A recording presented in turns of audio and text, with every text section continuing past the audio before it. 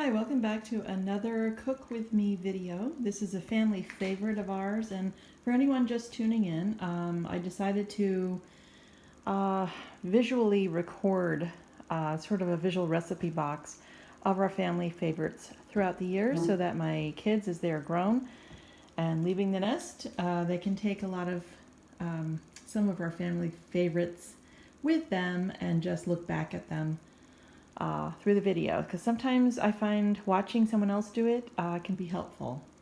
So if you enjoy it, give it a thumbs up and please like and subscribe. Anyway, so let's get started. This is, it's a turkey chili with kale. The original recipe came from the kitchen, and I've been making this since it first came out for about 9 years now. It's, I've changed some things, tweaked some of the quantities and everything. This is going to make a large amount, so I will tell you the ingredients first and then come back after I chop everything up. So you will need some turkey. This is only 1 pound of turkey, but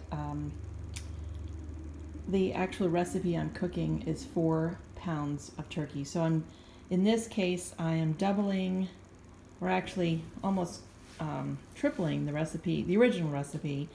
That way we can have some for dinner, 2 dinners and 2 lunches. So that's for 6 adults. So you will need ground turkey, kale, and this is lacinato kale, but if you don't have that, you could use the other kind of kale, the curly kale, or red curly kale, whatever you have.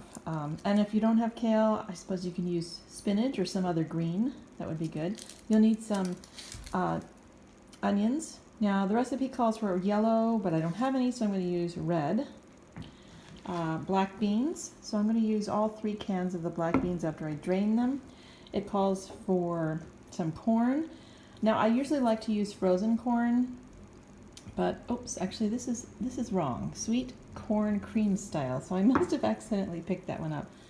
I'm actually going to use 2 of these, the whole corn, not the cream corn, so let's not put that in there, but I would need 2 cans of that. And diced tomatoes. So these are 28-ounce cans. I'm using 2 of them. And if you like this, we love the fire roasted because it gives it a nice extra flavor. I'm using chicken stock. I'm going to use the whole container of that. You'll need light brown sugar or dark brown sugar of some sort. You'll need some tomato paste, some black pepper, salt, oregano, cumin, chili powder. You'll need garlic, either garlic powder or cloves of garlic. And then we like to add crushed red pepper flakes, or if you have chipotle flakes. And I also like this smoked paprika sweet. So that gives it a little extra. These were my additions, and then we changed some of the other items. So let me get everything drained and chopped up and figured out, and I'll get right back to you. Okay, I am back, and I put the 4 pounds of, sorry about the steam, I put the 4 pounds of turkey into a very large pot because this is going to be a large amount, remember. So you could always have the recipe, or if you follow the original recipe that's on, I'll link it below and you can see that. The quantities are a lot fewer, so it would be good for a certain number of people. I'm making a double batch or almost a triple batch, so that's why I have 4 pounds of turkey. Now if you don't have turkey, you don't have as much, don't worry about it. You can always fill in with more vegetables, more beans, that kind of thing. You could actually eliminate the turkey and swap out the chicken broth for some veggie broth, and basically this would become vegetarian, or actually vegan, I think, because there's no animal byproducts in it. So so I am browning that, and to it I'm going to add my 2 red onions. So you could see how much this is. Came out to be maybe 3 cups chopped. So I'm going to put all of that in. Now the browning, you could brown different ways. I am not going to drain this because this was very lean turkey meat, and I'm going to just keep it going. You just brown it until it's not pink anymore. So I'm going to stir in the onions in, and you can brown with the lid on or with the lid off. And I find if you're cooking a large amount and trying to brown a lot of meat or turkey or something, it goes faster if you have the lid on. It'll get soupier, obviously, because it's keeping moisture in with the lid on. But this, I have it on medium heat. So I'm going to let that cook down a little bit further so that the onions become softened. And I'll be right back. Okay, so my red onion is softened. It took about 5 minutes. Still on medium heat. So now I'm going to be adding in several items. I'm going to add in all my spices here. So I have, in these two, I have, let's see, I have to remember what I have. I have 2 tablespoons, 1 and 2, because I put it in one little container and then I'm like, oh wait, I'm trying to double the recipe. So I have 2 tablespoons of brown sugar, 2 tablespoons of the chili powder, and 2 tablespoons of cumin. So that's going to go in. Whoops. I put all of this in here. Yes, it actually came out. Yay! You can use about 6 garlic cloves, but I chose to use garlic powder. So this is about a tablespoon. I'm going to start out with a tablespoon, and then if I want some more, I can add it in. But if you were using the fresh garlic, I would put it in at the same time that you put in the onion. Now, as a side note, I am not following the method that the place that showed the recipe originally did. I'm doing it a different way. I'm just sort of throwing everything in. Okay, so then this is 4 teaspoons, which is basically a tablespoon and 1 extra teaspoon. 4 teaspoons of oregano, and I have here is 2 teaspoons of ground pepper and black pepper, and a teaspoon of salt.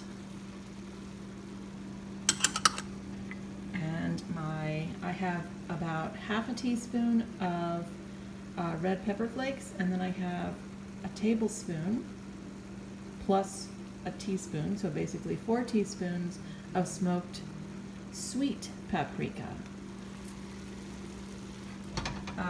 That'll give it a really nice sweet smell, a sweet flavoring as well. So I'm going to stir all of this up, and I will also add in, I'm also going to add in my, I'm going to add in my 2 cans of diced tomatoes. These are the 28-ounce can. I'm adding it with the juice in the can, so I'm not draining it. And here's my second one. I'm going to put that in. Sorry for the camera shake. I'm doing this one-handed. I'm going to also put in my chicken stock. I'm using an unsalted chicken stock because I like to control my sodium. But if you just have regular, that's absolutely fine. This is a very forgiving recipe because it's really to taste, which is nice. My last thing I'm going to add in right now is some tomato paste. So let me do that and then I'll be right back. Okay, so I've added in all of the tomato paste, which was the whole container of the 6-ounce can, and I've mixed everything together. So now I'm going to put the lid on it, and I'm going to let it come back up to a boil, or a heavy simmer, I guess, light boil, because since I put the liquid in, you'll notice that it stopped steaming. So I'm going to let that cook for a little bit, and then I will be back. We're going to probably cook this a good 20 minutes. It helps the all the spices and the flavors to marry, and then I might turn it down a little bit during the cooking time to a simmer. But I find that with my gas stove, it just doesn't boil like liquids as well as an electric stove does, in my opinion. So, so we'll see in about 20 minutes what that looks like, and then I will add the remaining ingredients. All right, hold on. Okay, I'm back, and it's been about 20 minutes, and sure enough, it's steaming. Yeah, it's coming to a boil. So I am going to turn this down to low.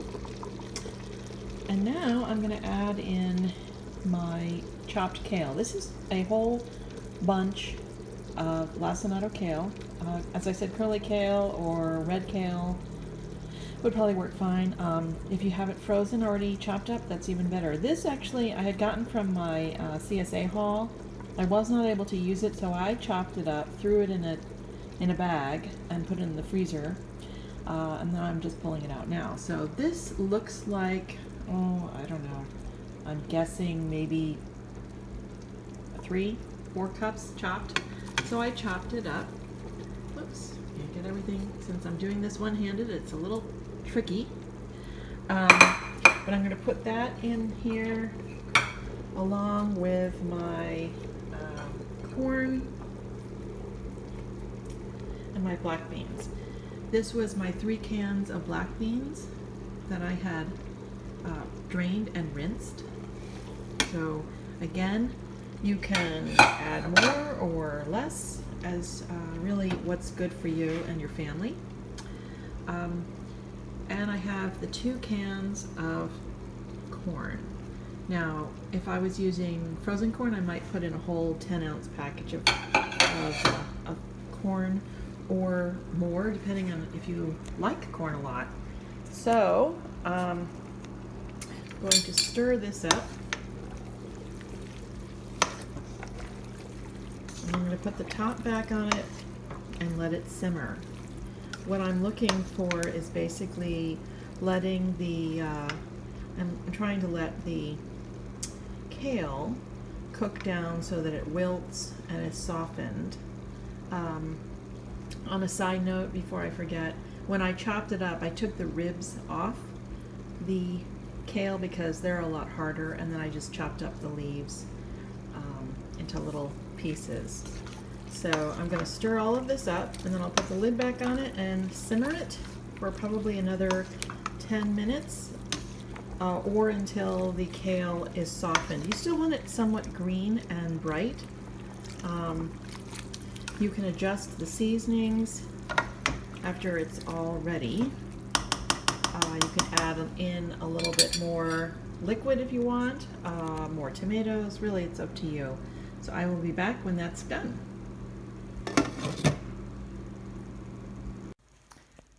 Okay, I'm back, and about 10-15 minutes later, we have a nice steaming bowl of kale turkey chili. So with black beans and corn and tomatoes and all that yummy stuff. So this will be good for 6 adults for 2 dinners and 2 lunches. I might take half of it and freeze it. We'll see. And then just eat for a dinner and lunch for everyone. So hope you enjoyed that, and thank you for watching. All right, bye.